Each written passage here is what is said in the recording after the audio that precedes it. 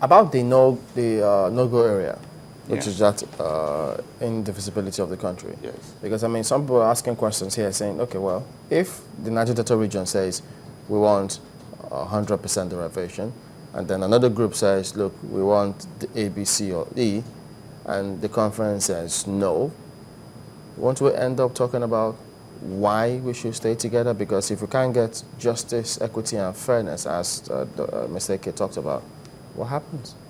Yes. You see, that's why I said the representatives of all the different groups that are going to this conference have a responsibility to be very clear, to articulate very properly the problems they face in this country called Nigeria. And they should put it on the table. It's in our interest to be together. We're great people. When you bring all the capacities together, we're great people. It pays us. We are stronger. We are richer. There are those who are not as fortunate because of the wealth that God has put in this entity called Nigeria. We can make it work. The problem is politicians. The Niger Delta, what should I call it, advocacy or whatever, is very legitimate. See, if you look, I was watching television about 2 weeks ago or so, and I saw this presentation on NTA during the news about mining of gold somewhere in Zamfara State. If you watch that program, the Minister of Mining said in those villages where the people seem to be working on gold, in Zamfara or some of the states in the north, that the people have been doing localized gold mining on their own. And if you remember, they were talking about lead poisoning somewhere in the north. It was also because they were mining, but there was a lot of these other very dangerous chemicals there. So that what the Ministry of Mining has done is they have provided for these local miners small shared mining equipment at that local level that they can use. You know what? This goes against the grain of the Nigerian constitution. Because in the south, you have oil. This oil is on people's land. Okay? In India, you have resources. If it's on your land, it's yours. From, some of the things we've heard. Now, while in Zamfara they are mining and the Minister of Mining has provided certain assistance to the people to mine, and what they mine, they keep, maybe they pay tax or something. In Niger Delta, if you listen, last week, a community in the Niger Delta were protesting that Shell is about to sell a block. This community have people who have an oil company that can buy the block and go into prospecting. And of course, the community will benefit. But by some magic or by some considerations that I cannot understand, that company was taken out of the list of those that have a right to vie for the block. Meanwhile, this is in the community. There should be something like, if the people in Zamfara can mine on a small scale their gold, and the federal government, of course, can give acreages to larger companies to mine, then in the Niger Delta, the people should at least have a right. There should be some kind of you're consideration. talking about resource control here now. No, it's not just I'm not just talking of resource control, but I'm saying that there must be some benefit. But that will require some change in the constitution. That's what I'm saying. That's what I'm saying, that these are the things the Constitutional Conference needs to look at.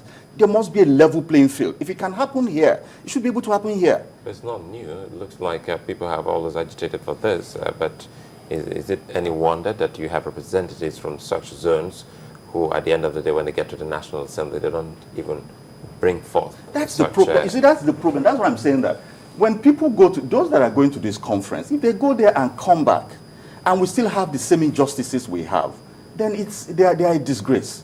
Because really, you see, Nigeria will work. Nigeria can work. There's no part of Nigeria that doesn't have resources.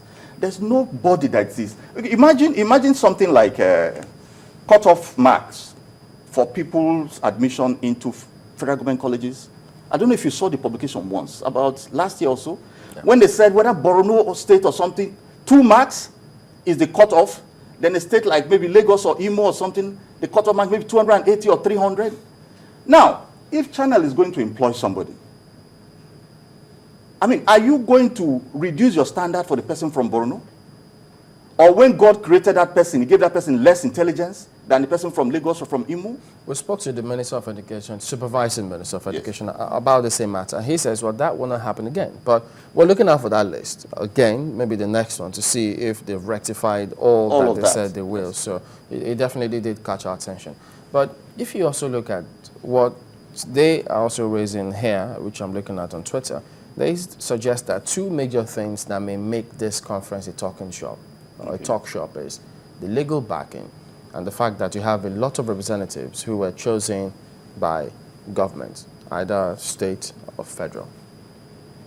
Yes, yes, I can agree with that, because the modalities for choosing these representatives for me, it's a bit, I'm a bit worried about it. You are going to have a lot of people in that place, like Manufacturing Association of Nigeria. These are constitutional conference. This, maybe the Nigerian Bar Association I can understand, maybe Labour I can understand, religious, but certain groups, and then you choose all politicians, you choose this, they come there to do what?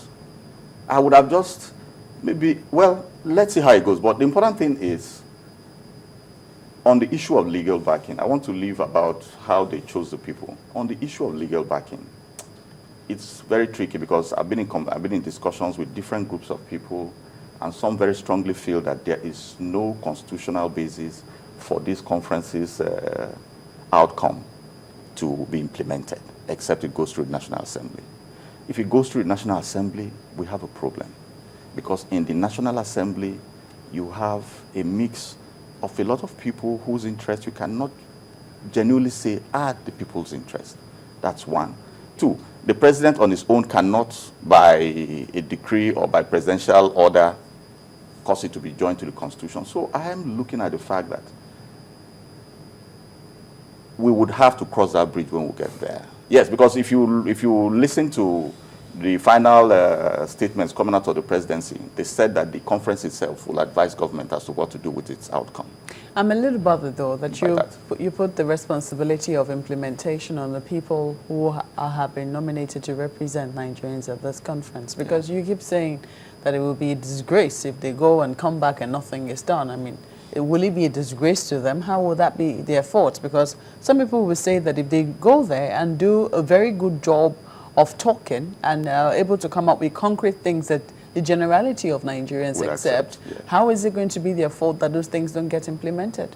No, you see, what I hold them to, what I want to hold them to is to ensure that finally the clean copy of the report of this conference would capture the spirit and essence and desires of the Nigerian people. I mean, approximated by, of course, the desires of the different groups, because my desires will not be 100% there. It has to be approximated by your desires and the desires of the different groups. But the final conference, like they said, there should be 75% agreement. That document, that's their responsibility. The rest is the Nigerian people's responsibility. When the conference is finished, then we'll look at the president and the House. We'll look at the two of them, and the House will not tell Nigerians if they represent their constituencies, actually. And the president also would know. And of course, elections are coming. Assuming the recommendations go down well with Nigerians. Yes, of course, assuming the recommendations go down well with Nigerians. Well, you see, the thing that no group of Nigerians will be 100% satisfied with the result of this conference. That's one thing that will come out of it, because the Niger Delta people are looking for resource control, say 100%. It's not going to happen, and it can't happen, okay? Then... why can't it happen? I'm just a little curious as to why, because if you're saying that this will not just apply to the Niger Delta, this is going to be something that will apply across board. Yes. Why can't it happen? Why can't it happen? Why I think it shouldn't happen is because Nigeria is a very large country with a very large population, and the opportunities differ across the whole country. And when you have a group, that's why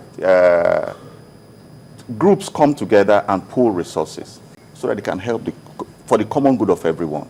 And so what I feel is maybe 13% is small. Communities and states can have more. That's what I think.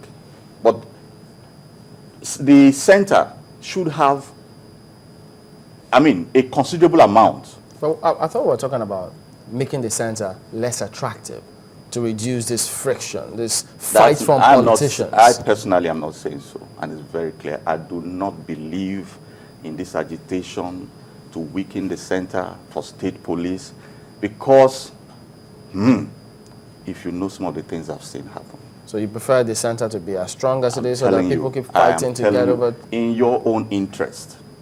The IG, the Inspector General of Police, said it. Buhari was going to campaign in Ebonyi State. They didn't allow him to come and campaign. If the police were not under the federal government, then you look at but things. that doesn't mean there will not be a federal police. You could have the federal police, you have the states, you have all of Let's this. just The hierarchy. look at will INEC. always be there. At all the places where we've devolved power to the states, those things have become something else. We political parties have sent a formal presentation to the National Assembly to scrap all state INECs.